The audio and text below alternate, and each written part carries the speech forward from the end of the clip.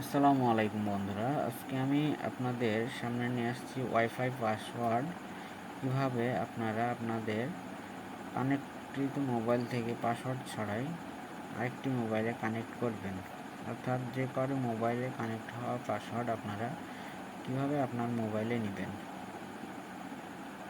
বন্ধুরা, এই জন্য আপনাদের প্রথমে কানেক্ট হওয়া ওয়াইফাই মোবাইল নিতে হবে। অর্থাৎ যে মোবাইলে কানেক্ট হয়ে আছে দেখতে পাচ্ছেন এভাবে, ওই মোবাইলটি আপনারা নেবেন।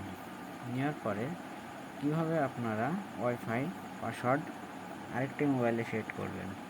এখন দেখতে পাচ্ছেন আমি আরেকটি মোবাইলে যখন নিব, পাসওয়ার্ডের এখানে কিউআর কোড সিস্টেম আছে। এখানে ওয়াইফাই কানেক্টের পাশাপাশি এখানে কিউআর কোড সিস্টেম আছে।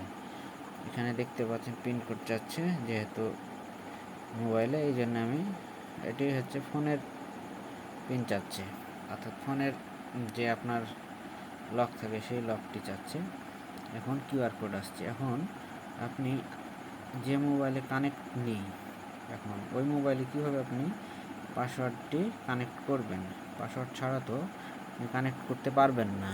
এই জন্য আপনার এই অপশনটিতে আসার পরে দেখুন এখানে আরেকটি ওয়াইফাই আসছে, এটির মাধ্যমে দেখাচ্ছি কীভাবে আপনারা করবেন।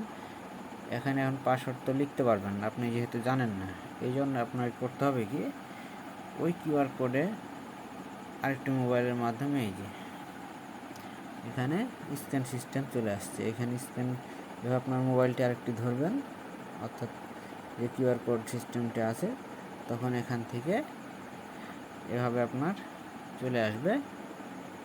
এভাবে আপনারা আরেকটি মোবাইলে ওয়াইফাই শেয়ার করে নিতে পারবেন।